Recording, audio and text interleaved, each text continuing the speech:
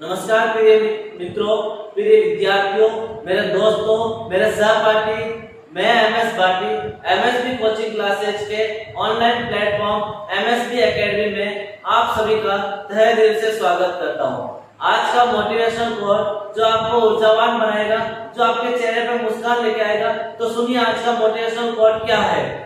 ठुकरा दिया जिन्होंने मुझे मेरा बुरा वक्त देकर, ठुकरा दिया जिन्होंने मुझे मेरा बुरा वक्त देकर, कसम खाता हूँ ऐसा वक्त लाऊंगा, कसम खाता हूँ ऐसा वक्त लाऊंगा, उन्हें भी मिलना पड़ेगा मुझसे वक्त लेकर, उन्हें भी मिलना पड़ेगा मुझसे वक्त लेकर। एक अभी जब कभी हमारा बुरा वक्त आता है, हमारा बुरे समय चलाता है, हमारी बुरी कंडीशन आ जाती है, उस टाइम जो अच्छे लोग हैं वो हमसे मिलने के लिए दूर भागते हैं, हमें मिलने से कतराते हैं कि वो कुछ हमसे मांग लेगा। तो हम कसम खाते हैं, हम ऐसी मेहनत करेंगे, ऐसी सफलता प्राप्त करेंगे कि जो हमसे मिलने के लिए नहीं आता था, जो हमसे मिलना नहीं चाहता था, अब वो हमें मिलने के लिए मुझसे वक्त लेगा, मुझसे समय मांगेगा कि आपको समय कब है, मेरे को आपसे मिलना है, आपसे कुछ काम है। तो हमें इतनी मेहनत करनी है, इतनी सफलता प्राप्त करनी है मेहनत करके कि लोग भी हमसे मिलने के लिए हमसे वक्त मांगे। तो जब तक मेहनत करेंगे, जब तक मेहनत करेंगे तब तक लक्ष्य प्राप्त नहीं कर लेंगे, जब तक मेहनत करेंगे तब तक लक्ष्य प्राप्त नहीं कर लेंगे। प्रिय विद्यार्थियों, आज की हमारी क्लास रीड लेवल फर्स्ट का हम जो सिलेबस कर रहे हैं उसका यूनिट फर्स्ट कंप्लीट हो चुका है। आज हम यूनिट सेकंड करेंगे। आज हम कौन सा यूनिट स्टार्ट करेंगे? सेकंड यूनिट स्टार्ट करेंगे। फर्स्ट यूनिट हमने कंप्लीट कर ली, अब हमारा सेकंड यूनिट आज की क्लास से स्टार्ट होगा। तो अभी तक जिन विद्यार्थियों ने मेरे यूनिट फर्स्ट क्लास नहीं देखी वो कर पाया अपने यूनिट फर्स्ट क्लास जरूर देखें। यूट्यूब चैनल पे जाइए, एमएसबी एकेडमी खोलिए और उसमें रीड लेवल फर्स्ट का हमारे पास प्लेलिस्ट बनी हुई है, उसमें से आप जो फर्स्ट यूनिट फर्स्ट के चैप्टर वो एक बार जरूर देख लीजिए। आज हम यूनिट सेकंड स्टार्ट करेंगे। जो यूनिट सेकंड कौन सी है? यूनिट सेकंड में क्या क्या आने वाला है? यूनिट सेकंड में आने वाला है विनि की अवधारणा, उचित विनय, समान हर वाले उचित विनों की तुलना, मिश्र भिन्न, असमान हरों वाले उचित विनय की तुलना, विनों की जोड़ बाकी और गुणा और भाग, गुणा और भाग ये भी हम सीखेंगे। आपके सिलेबस में जोड़ और बाकी है, हम गुणा और भाग भी सीखेंगे।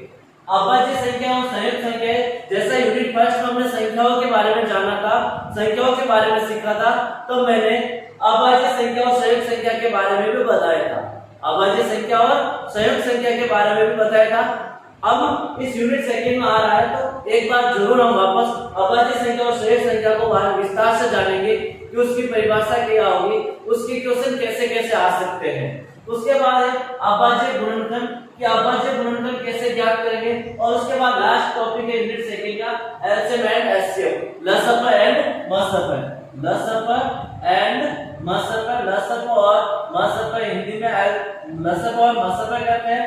एलसीएम एंड एचसीएफ या लघुत्तम समापवर्तक, लघुत्तम समापवर्तक या महत्तम समापवर्तीय, महत्तम समापवर्तीय, लघुत्तम समापवर्तक, ये है दोनों की फुल फॉर्म लसअप और मसअप की। तो हम यूनिट सेकंड में ये टॉपिक पढ़ने वाले हैं। यूनिट क्लासें होगी हमारी यूनिट सेकंड की, ये टॉपिक जो है यूनिट सेकंड पढ़ेंगे। आपको पता होगा हम रीड लेवल फर्स्ट की तैयारी कर रहे हैं, उसमें मैथ का क्वेश्चन आएगा, उसमें 30 नंबर का क्वेश्चन आएगा। कितने नंबर के क्वेश्चन आएंगे? 30 नंबर के 30 क्वेश्चन आएंगे, ईच क्वेश्चन 1 नंबर का आएगा। तो हम 30 में से 30 नंबर लाने की पूरी कोशिश करेंगे। हमारा एक ही टारगेट होगा कि हम 30 में से 30 नंबर प्राप्त करने के लिए अपनी जी जान लगा देंगे। हम अपनी पूरी मेहनत करेंगे, मेहनत और शिद्दत के साथ पढ़ेंगे।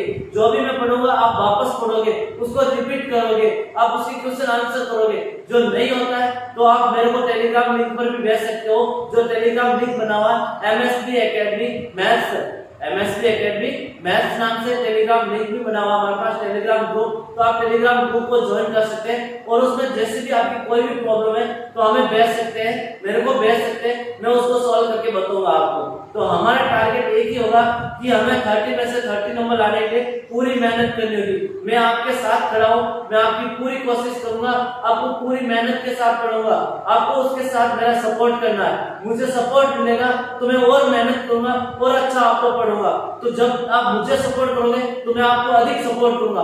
तो मुझे सपोर्ट कहां से मिलेगा? आप इस YouTube चैनल को अधिक से अधिक शेयर करें। तो आप जितना है जान सको उतने अपने फ्रेंडों को इस चैनल को शेयर करें। जितने भी हमारे फ्रेंड हैं उन फ्रेंड को एक बार चैनल को जरूर शेयर करें, जिससे उन्हीं को भी ये फायदा मिल सके, उन्हीं को यही टॉपिक पढ़ सके। क्योंकि अभी लॉकडाउन लगा हुआ है, तो लॉकडाउन के तहत ऑफलाइन क्लासेस सारी बंद है, तो ऑनलाइन क्लासों से ही पढ़ना है।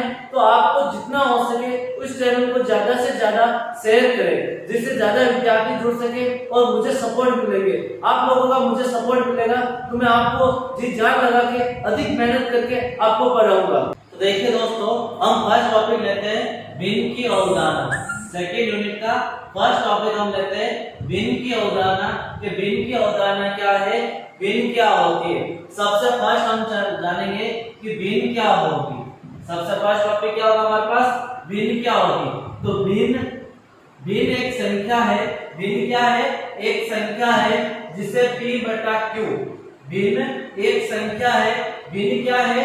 एक संख्या है जिसे p बटा q के रूप में लिख सकते हैं। p बटा q के रूप में लिख सकते हैं, या p बटा q के रूप में व्यक्त किया जा सकता है, के रूप में लिख सकते हैं। p बटा q के रूप में लिख सकते हैं, या p बटा q के रूप में व्यक्त किया जा सकता है, जहां p और q, यहाँ p और q, p and q, p और q पूर्णांक संख्या है। क्या है? पूर्णांक संख्या है। पूर्णांक संख्या क्या होता है पता है आपको? p और q पूर्णांक संख्या है। पूर्णांक संख्या जो प्लस में और माइनस में दोनों में चलती है, तथा जीरो भी शामिल होता है। लेकिन इसमें एक कंडीशन होती है कि q का मान कभी भी जीरो नहीं होगा। q का मान कभी भी जीरो नहीं होगा। तो हम कह सकते हैं भिन्न क्या है? एक संख्या है जिसे p बटा q के रूप में लिखा जा सकता है, जहां p और q एक पूर्णांक संख्या है। यहाँ पर क्या है? दोनों एक एक पूर्णांक संख्या है, जीरो और प्लस और माइनस में चल सकती है। लेकिन यहाँ q का मान कभी भी जीरो नहीं होगा। यहाँ q का मान कभी भी जीरो नहीं होगा। तो हम कह सकते हैं q not equal to zero. अर्थात यहाँ पर क्या है? जैसे मैंने p और q लिखा, इसमें अब गणित की अवधारणा में p और q को क्या कहते हैं? p को हम कहते हैं अंश। p को क्या कहते हैं? अंश कहते हैं। जो ऊपर होता है अंश कहते हैं। इसे हम न्यूमरेटर भी कह सकते हैं। क्या कह सकते हैं? अंश या न्यूमरेटर। भिन्न है, और भिन्न को हम फ्रैक्शन भी कह सकते हैं। भिन्न को क्या कह सकते हैं हम? फ्रैक्शन कहते हैं। और p अपॉन q में p अंश है, अंश को न्यूमरेटर भी कह सकते हैं, और q है उसे हर कहते हैं। जो नीचे संख्या होती है उसे हर कहते हैं। p बटा q के रूप में होना चाहिए, या p बटा q के अनुपात में होना चाहिए। p बटा q के अनुपात में होना चाहिए। p अनुपात q, इसी का भी अर्थ होता है कि ये भिन्न के रूप में, क्योंकि हम इसको लिखते हैं p बटा q। इसे क्या लिखते हैं? p बटा q। अनुपात के रूप में हो, p बटा q के अनुपात के रूप में या इसके रूप में लिख सकते हैं। हर कहते हैं, और हर को इंग्लिश में कहते हैं डिनोमिनेटर। क्या कहते हैं? हर को हम कहते हैं डिनोमिनेटर, और अंश को न्यूमरेटर कहते हैं, और भिन्न को फ्रैक्शन कहते हैं। तो नॉर्मल इंग्लिश वर्ड भी ध्यान होना चाहिए। तो हम भिन्न की परिभाषा क्या कही कि p बटा q के रूप में लिखा जा सकता है, या p बटा q के अनुपात में होनी चाहिए, उसे हम भिन्न कहते हैं। यहाँ p और q पूर्णांक संख्या है। p और q पूर्णांक संख्या है जिसमें q का मान कभी भी जीरो नहीं होगा, कि हर में कभी भी जीरो नहीं आएगा। जैसे मैं 1 बटा जीरो नहीं लिख सकता हूँ, क्योंकि यह अपरिभाषित होता है। क्या होता है? अपरिभाषित होता है, इनफाइनाइट होता है। इसे हम परिभाषित नहीं कर सकते। क्या नहीं कर सकते? परिभाषित नहीं कर सकते। अतः q का मान कभी भी जीरो नहीं होना चाहिए। हाँ, p का मान जरूर जीरो हो सकता है। मैं 0.1 लिख सकता हूँ, तो ये 0.1 एक भिन्न है, और ये भी भिन्न क्या है? एक वास्तविक भिन्न है। इसे हम भिन्न को भिन्न कह सकते हैं। यहाँ भिन्न नहीं है। जीरो कभी भी हर में नहीं होना चाहिए। जीरो अंश में हो सकता है, जीरो भिन्न में नहीं होना चाहिए हर में, क्योंकि अपरिभाषित होता है, जिसे परिभाषित नहीं कर सकते। तो ये हो गए हमारे पास भिन्न की परिभाषा। अब भिन्न की डेफिनेशन हो गई, भिन्न की परिभाषा हो गई। अब हम भिन्न को कैसे लिखते हैं? जैसे मेरे पास एक सर्किल है, सर्किल का मैंने बराबर दो भागों में बांट दिया। कितने भागों में बांट दिया? दो भागों में बांट दिया और मैंने इसको ब्लैक कर दिया या छायांकित भाग कर दिया, छायांकित या ब्लैक भाग कर दिया, काला कर दिया, छायांकित कर दिया। तो अब बोलेंगे कि इसमें छायांकित भाग की भिन्न क्या होगी? छायांकित भाग की भिन्न क्या होगी? तो छायांकित भाग की हम भिन्न कहेंगे कि ये पूरा दो भाग है। कितने भाग है? दो भाग, और दो भाग में से एक भाग क्या हुआ है? छायांकित किया हुआ है। तो हम कहेंगे ये भिन्न कितनी हो जाएगी? 1/2 होगी। जैसे मैं एक भाग और बनाता हूँ, जैसे मैंने इस प्रकार एक बॉक्स बनाया, उस बॉक्स से मैंने बराबर 4 भागों में बांट दिया, उसमें से मैंने एक भाग को कलर कर दिया, छायांकित कर दिया, काला कर दिया। तो अब मैं बोलूं छायांकित भाग की भिन्न क्या होगी? तो मैं कहूंगा 1 और टोटल भाग 4 है। 1 2 3 4 बराबर 4 भागों में से एक भाग क्या है? छायांकित है। तो यहाँ पर भिन्न को लिखने के बराबर भाग बनने जरूरी है। जैसे मैं यहाँ एक डायग्राम और बनाता हूँ, जैसे मैंने सर्किल बनाया, इस सर्किल में ये भाग मैंने छायांकित कर दिया, केवल इतना सा। अब मैं बोलूं इस छायांकित भाग की भिन्न क्या होगी? तो हम इस छायांकित भाग को भिन्न के रूप में नहीं लिखेंगे, लिख सकते हैं, लेकिन यहाँ पर इसमें बराबर भाग नहीं है तो हम इसको भिन्न नहीं कहेंगे, इसको भिन्न के रूप में नहीं लिख सकते हम। जैसे मैंने ये लिखा तो इसको मैंने भिन्न में लिख दिया क्योंकि यहाँ बराबर भाग है। जैसे मैं यहाँ पर इस प्रकार करता हूँ, इसके मैंने 4 बराबर भाग कर दिए, 8 बराबर भाग कर दिए। कितने बराबर भाग कर दिए? 8। 8 में से मैंने 2 भाग काला कर दिया या 3 भाग मैंने क्या कर दिया? छायांकित कर दिए। कितने भाग छायांकित कर दिए? 3 भाग मैंने छायांकित कर दिए। अब मुझे इसको भिन्न के रूप में लिखना है कि इसकी भिन्न क्या होगी? 3 भाग छायांकित कर दिए तो मैं कहूंगा 1 2 3 भाग छायांकित है और टोटल भाग 1 2 3 4 5 6 7 8। 1 2 3 4 5 6 7 8 टोटल भाग कितने? 8 भाग है। तो मैं कह सकता हूँ 8 में से 3 भाग, 3 भाग क्या है? छायांकित है। तो हम भिन्न के रूप में इस प्रकार लिखेंगे और ये हमेशा हमारे पास अंश होगा जिसे न्यूमरेटर कहते हैं, और ये हमारे पास हमेशा क्या होगा? हर होगा जिसे डिनोमिनेटर कहते हैं। और ये पूरी एक फ्रैक्शन है जिसे हम भिन्न कहते हैं। नेक्स्ट हम लेते हैं भिन्न के प्रकार। क्या लेंगे? भिन्न के प्रकार कि भिन्न कितने प्रकार की होती है? Types of fraction, types of fraction कि भिन्न के प्रकार कौन कौन से हो सकते हैं। तो हम यहाँ पर लिखेंगे भिन्न 3 प्रकार की होती है, 1 2 और 3। अब 3 के नाम क्या क्या है? फर्स्ट भिन्न हम कहेंगे उचित भिन्न। कैसे भिन्न? उचित भिन्न, जिसे हम प्रॉपर फ्रैक्शन कहते हैं। क्या कहते हैं? प्रॉपर फ्रैक्शन भी कह सकते हैं। उचित भिन्न को क्या कहते हैं? Proper fraction. उसके बाद आता है अनुचित या विषम भिन्न। अनुचित या विषम भिन्न, जिसे हम इम्प्रॉपर फ्रैक्शन कहते हैं। क्या कहते हैं? Improper fraction. उचित भिन्न या अनुचित भिन्न या विषम भिन्न, जिसे हम इम्प्रॉपर फ्रैक्शन भी कहते हैं, इम्प्रॉपर फ्रैक्शन। और तीसरा प्रकार होता है मिश्र भिन्न। कौन सी होगी? मिश्र भिन्न, जिसे हम मिक्स्ड फ्रैक्शन कहते हैं। क्या कहते हैं? मिक्स्ड फ्रैक्शन कहते हैं, जिसे हम क्या कहते हैं? मिक्स्ड फ्रैक्शन कहते हैं। तो हमारे पास भिन्न कितने प्रकार की हो गई? 3 प्रकार की हो गई। मैं इसके 3 टाइप्स दे सकता हूँ। फर्स्ट उचित भिन्न, प्रॉपर फ्रैक्शन। फिर सेकंड अनुचित भिन्न या विषम भिन्न, इम्प्रॉपर फ्रैक्शन। थर्ड मिश्र भिन्न या मिक्स्ड फ्रैक्शन भी कह सकते हैं। अब ये भिन्न 3 टाइप्स की हो गई। अब हम इसमें से फर्स्ट टाइप पढ़ेंगे उचित भिन्न। उचित भिन्न किसे कहते हैं? तीनों की हम अलग अलग परिभाषा पढ़ लेते हैं, तीनों को अलग से समझ लेते हैं। तो यहाँ पर हम लिखेंगे फर्स्ट उचित भिन्न कि उचित भिन्न क्या होती है हमारे पास। फर्स्ट क्या लेंगे हम? उचित भिन्न। सबसे फर्स्ट क्या लेते हैं हम? उचित भिन्न। जैसे मैंने हेडिंग लगाई उचित भिन्न। क्या हेडिंग लगाई? उचित भिन्न। कि उचित भिन्न क्या होती है? हेडिंग उचित भिन्न या प्रॉपर फ्रैक्शन कि प्रॉपर फ्रैक्शन कौन सी हो जाएगी? किसे कहते हैं? उचित भिन्न। तो मैंने वो हेडिंग उचित भिन्न लगाया, तो उचित भिन्न किसे कहते हैं? फर्स्ट उचित भिन्न, जैसे हमारे पास एक फ्रैक्शन होती है अंश और हर। फ्रैक्शन क्या होती है? अंश और हर होती है या फ्रैक्शन होती है। तो इस भिन्न का मान जो हमारे पास फ्रैक्शन है या भिन्न है अंश बटा हर, इस भिन्न का मान 1 से कम होना चाहिए। भिन्न का मान क्या होना चाहिए? 1 से कम होना चाहिए, तो हम इसे कहेंगे उचित भिन्न। या दूसरे शब्दों में उचित भिन्न को क्या कह सकते हैं कि अंश का मान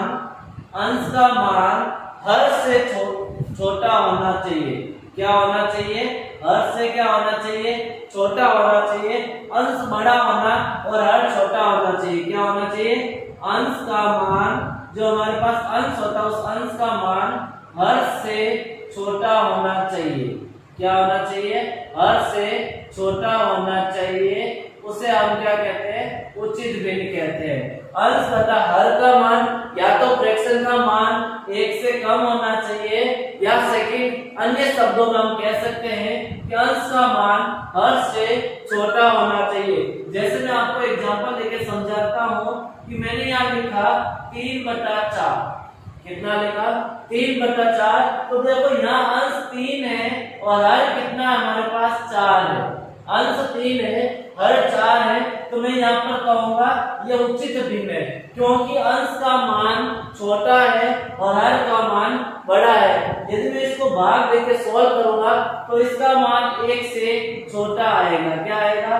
1 से छोटा आएगा। और जिस भिन्न का मान 1 से छोटा होता है उसे हम उचित भिन्न या प्रॉपर फ्रैक्शन कहते हैं। जैसे मैंने भाग दिया, 3 में 4 का भाग दिया तो पॉइंट लगेगा और 0 आएगा। 4 का भाग 7 चौक 28, 2 0 5 और 20, तो मेरे पास आया 0.75, जो क्या है? 0 से तो बड़ा है और 1 से छोटा है। 0 से तो बड़ा है और 1 से क्या है? छोटा है। 0.75 1 से क्या है? छोटा है। तो ये हमारे पास क्या है? उचित भिन्न है। नेक्स्ट हम देखते हैं कि उचित भिन्न को किस प्रकार चित्र से प्रदर्शित करेंगे। उचित भिन्न को चित्र से किस प्रकार प्रदर्शित करेंगे? यहाँ मैं आपको 0 लेवल से हम अच्छे लेवल तक पहुंचेंगे। मैं आपको 0 से स्टार्ट करूंगा, इसलिए मैं सारी चीज आपको समझा रहा हूँ कि उचित भिन्न को चित्र के रूप में कैसे प्रदर्शित करेंगे। जैसे मैंने लिखा 3/4, तो मैं इसे चित्र के रूप में कैसे प्रदर्शित करूंगा?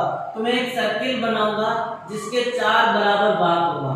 यहाँ जरूरी नहीं कि सर्किल हो, मैं आपको स्क्वायर भी बना सकता हूँ और बराबर 4 भाग भी कर सकता हूँ। क्या है कि हमें उचित भिन्न को लिखने के लिए क्या करना होगा कि हमें एक गोला लेना या एक सर्किल लेना या स्क्वायर लेना जिसके 4 बराबर भाग करने, क्योंकि नीचे 4 है, उसमें से 3 भाग छायांकित कर दीजिए। कितने भाग?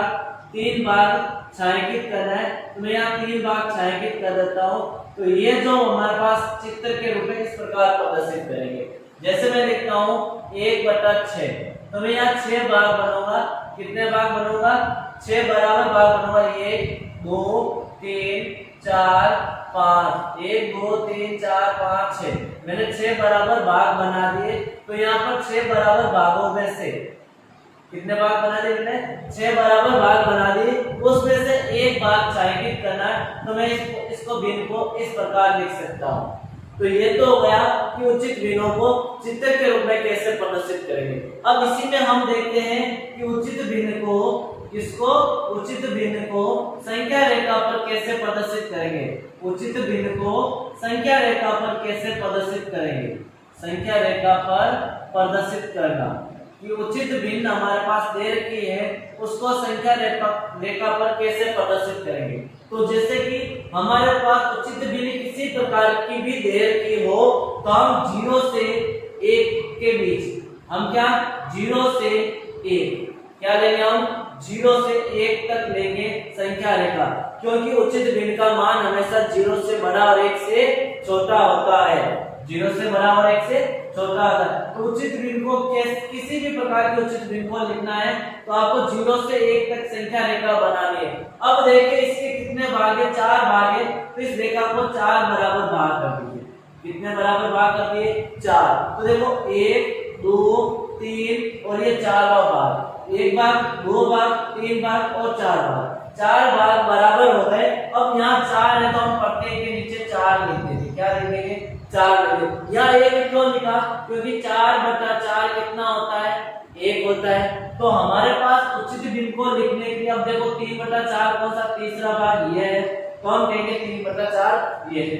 जैसे 1/6 को हमें इस संख्या रेखा पे प्रदर्शित करना है, तो मैं 0 से 1 तक संख्या रेखा बनाऊंगा, 0 से 1 तक संख्या रेखा बनाऊंगा और इसके बराबर 6 भाग करूंगी, क्योंकि यहाँ पर 6 है तो मैं यहाँ 6 भाग करता हूँ, 1 2 3 4 5 और 6, 1 2 3 4 5 6 भाग हो गए, बराबर 6 भाग करना है। तो मैंने इसके बराबर 6 भाग किए और उसमें अब यहाँ मैं गिनती लिखता हूँ, 1 2 3 4 5 और 6, लास्ट वाला 6 हो जाएगा और 6/6 1 होता है।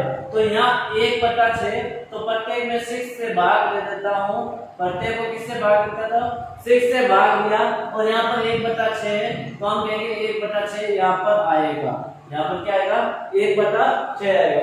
जैसे मैं लिखता हूँ 60/11 को संख्या रेखा पर प्रदर्शित कीजिए, तो मैं 0 से 1 तक नंबर लाइन बनाऊंगा, 0 यहाँ लिखा और यहाँ पर 1 लिख दिया, 0 से 1 तक नंबर लाइन बना दी। अब मैं इसको 11 बराबर भाग दूंगा, 1 2 3 4 5 6 7 8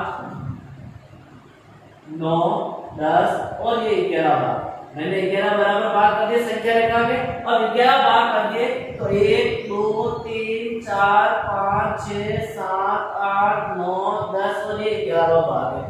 प्रत्येक के नीचे 11 लिख दो, प्रत्येक के नीचे कितना लिख देते हैं, 11 लिख देते हैं। और हमें पूछे कि 60/11 कहाँ आएगा, तो हम कहेंगे कि 60/11 यहाँ पर आएगा। इस प्रकार हम उचित भिन्न को संख्या रेखा पर प्रदर्शित कर सकते हैं। नेक्स्ट हम लेंगे अनुचित भिन्न या विषम भिन्न। अनुचित भिन्न या विषम भिन्न, अनुचित या विषम भिन्न किसे कहते हैं। अब अनुचित भिन्न कौन सी होगी या विषम भिन्न कौन सी होगी, इसमें हमारे पास क्या होगा कि जो हमारे पास भिन्न क्या होती है, अंश बटा हर होता है। भिन्न क्या होती है, अंश बटा हर होता है। तो इस भिन्न में हमेशा इसका मान 1 से बड़ा या बराबर होगा। इस भिन्न का मान हमेशा 1 से बड़ा या बराबर होगा, या फिर कह सकते हैं कि अंश का मान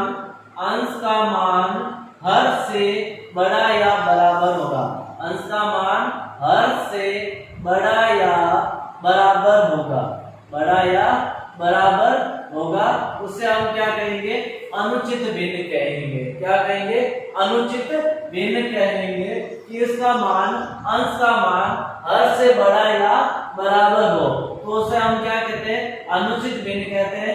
जैसे मैं एग्जांपल लेता हूँ, यहाँ पर मैंने लिखा 7/4, कितना लिखा मैंने, 7/4 लिखा। तो यहाँ देखो 4 का भाग 7 में देते हैं, 4 का भाग 7 में देते हैं, तो 3 बार जाता, नहीं 1 बार जाता है। कितने बार जाता है, 1 बार। 7 में से 4 जाएगा तो 3 बचेगा। तो अब हम 3 में भी 4 का भाग देंगे, 3 में भी किसका भाग देंगे, 4 का भाग देंगे। तो हमारे पास भिन्न क्या बन गई, 1 सही 3/4। एक तो पूर्ण संख्या है और 3/4 क्या है, भिन्न है। 7/4 को हम क्या लिख सकते हैं, 1 और 3/4 भाग। एक तो पूरा भाग है और दूसरा 3/4 की 4 में से तीसरा भाग है। क्या कि हमने 7 में 4 का भाग दिया तो 1 सही 3/4 आया। जो शेषफल होता है शेषफल में 4 का भाग और देंगे, तो हमारे पास ये क्या बन गया, उचित जो अनुचित भिन्न, इसको सॉल्व किया तो जो ये प्राप्त हुआ उससे हम मिश्र भिन्न कहते हैं। क्या कहते हैं, मिश्र भिन्न। जब अनुचित भिन्न को सरल करते हैं उसका मिक्स फ्रैक्शन होता है कि एक तो पूर्ण अनुपात हो, एक हो हमारे पास उचित भिन्न। मिश्र भिन्न या जिससे हम कह सकते हैं मिक्स्ड फ्रैक्शन, और ये हो जाएगा इम्प्रॉपर फ्रैक्शन। तो यहाँ पर मिक्स्ड फ्रैक्शन क्या होगा, जिसके अंदर उचित भिन्न भी हो और अनुचित भिन्न भी हो। उचित और अनुचित, उचित और अनुचित, या उचित और पूर्ण भी कह सकते हैं। उचित या पूर्ण, उचित या पूर्ण संख्या भी कह सकते हैं। उचित होनी चाहिए, एक तो भिन्न उचित होनी चाहिए, दूसरी होनी चाहिए पूर्ण। जैसे मेरे पास एक तो पूर्ण है और एक है 3/4, एक तो पूर्ण है और एक है 3/4, तो मैं इसे मिश्र भिन्न कहूंगा। 1 सही 3/4, और मैं एग्जांपल देता हूं, जैसे 2 सही 4/5 7 सही 6/11। तो ये मिक्स फ्रैक्शन है। हम अनुचित भिन्नों के उदाहरण में तो मैं लिख सकता हूँ 8/3, 7/2, 6/5, 11/13।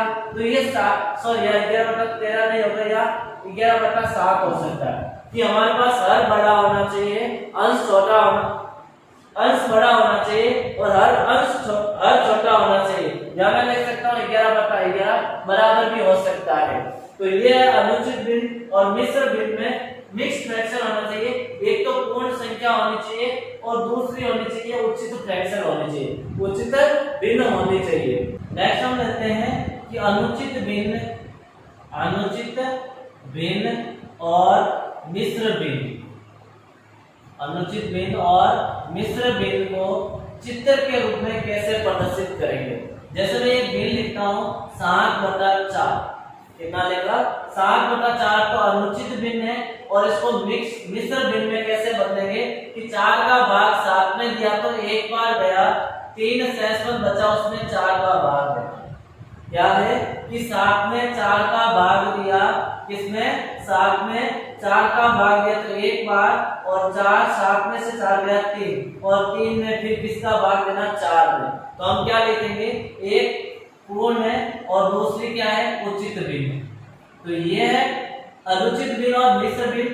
हम दोनों में से केवल अनुचित भिन्न होगी उसे हमेशा मिश्र भिन्न में बदलना होगा। उसी के बाद हम उसे चित्र के रूप में प्रदर्शित कर सकते हैं तथा हम उसे संख्या रेखा पर प्रदर्शित कर सकते हैं। जैसे मैं यहाँ पर इसको चित्र के रूप में प्रदर्शित करूंगा तो 1 और 3/4 कि 4 भाग का एक तो गोला पूरा, 4 भाग का एक तो गोला पूरा और दूसरा 4 भाग का एक गोला और उसमें से 3 भाग छायांकित होना चाहिए। एक गोला तो पूरा छायांकित होना चाहिए जिसमें 4 भाग होने चाहिए। कितने भाग होने चाहिए, 4 भाग होने चाहिए और पूरा काला होना चाहिए, छायांकित होना चाहिए। और दूसरा भाग जो 3/4 है, इसका मतलब 4 में से 3 भाग छायांकित होने चाहिए। कितने भाग छायांकित होने चाहिए, 4 में से 3 भाग क्या होने चाहिए, छायांकित होने चाहिए। उसे हम कैसे इस प्रकार हम अनुचित भिन्न या मिश्र भिन्न को प्रदर्शित कर सकते हैं कि अनुचित भिन्न को मिश्र भिन्न में बदलिए और मिश्र भिन्न को हम इस प्रकार चित्र के रूप में प्रदर्शित करेंगे। जैसे मैं लिखता हूँ यहाँ पर 8/5। कितना लिखा मैंने 8/5।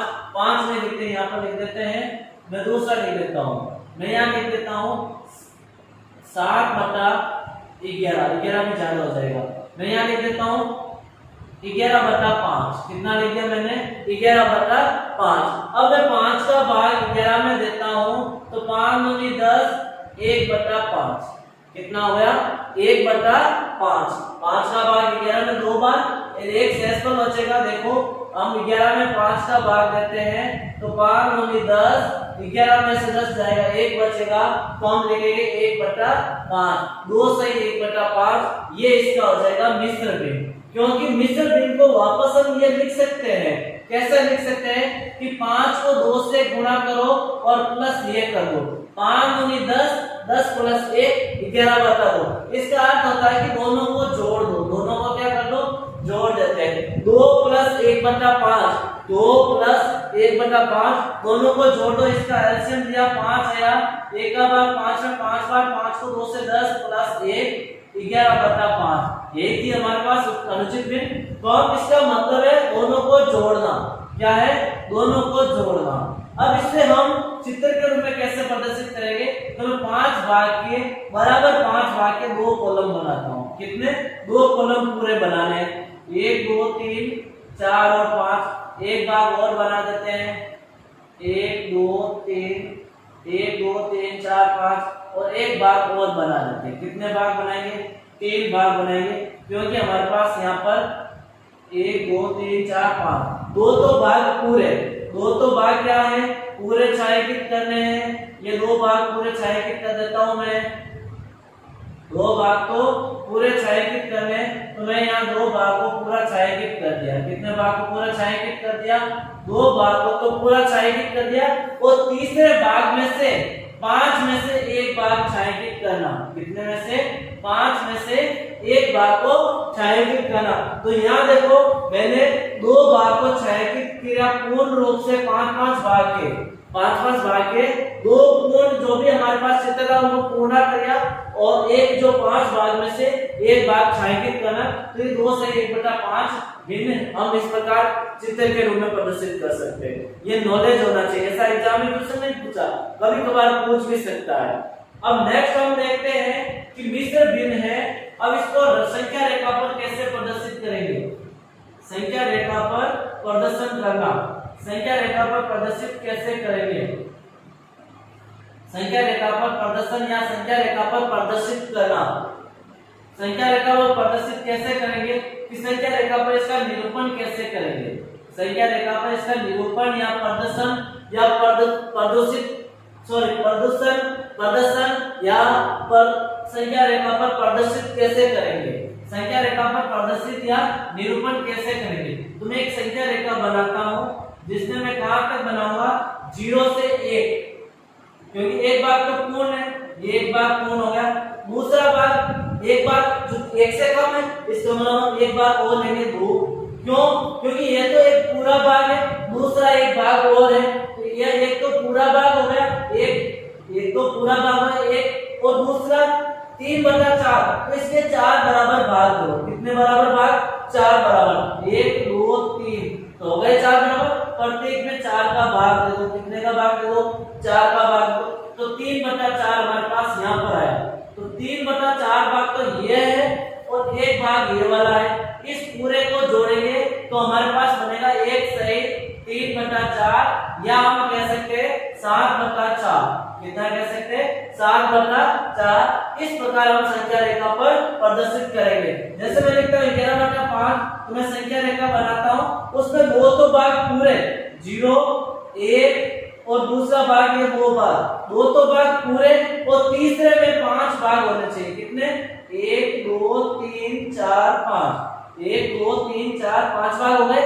इसमें से 1/5वां भाग, जैसे 1 2 3 4 और 5, 1/5वां भाग, इसका मतलब ये, तो 2 भाग तो ये प्लस 1/5 भाग ये, तो टोटल हमारे पास कितना हुआ? 2 से 1/5 या 11/5 कह सकते हैं। इस प्रकार हम अनुचित भिन्न को संख्या रेखा पर निरूपण कर सकते हैं। इसके बाद हम नेक्स्ट क्लास होगी, उसके अंदर संख्या रेखा उसमें हम सरलतम रूप पढ़ेंगे, भिन्न का सरलतम रूप, भिन्नों की तुलना करना, ये हम नेक्स्ट क्लास पढ़ेंगे। आज हमने केवल भिन्न के 3 प्रकार थे, उन तीनों प्रकार को विस्तार से समझा और इससे संबंधित क्वेश्चन कैसे आएंगे, जैसे जैसे हम टॉपिक करते रहेंगे वैसे वैसे मैं क्वेश्चन भी करता रहूंगा, आपको साथ में करवाता रहूंगा। एक जैसे भी हमारा टॉपिक कंप्लीट होगा तो मैं उससे संबंधित क्वेश्चन भी आपको करवा दूंगा।